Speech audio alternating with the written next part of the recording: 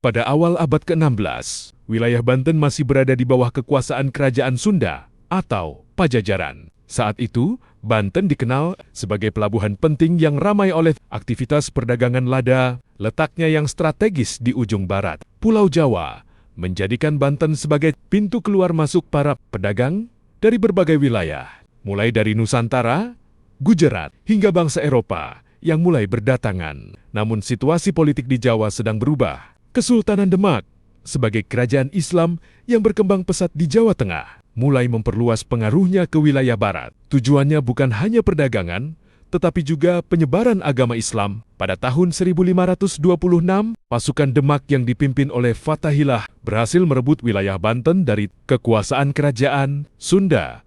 Penaklukan ini menjadi titik awal berdirinya kekuasaan Islam di Banten. Setelah wilayah tersebut dikuasai, Sunan Gunung Jati mengambil peran penting dalam mengatur pemerintahan dan penyebaran Islam.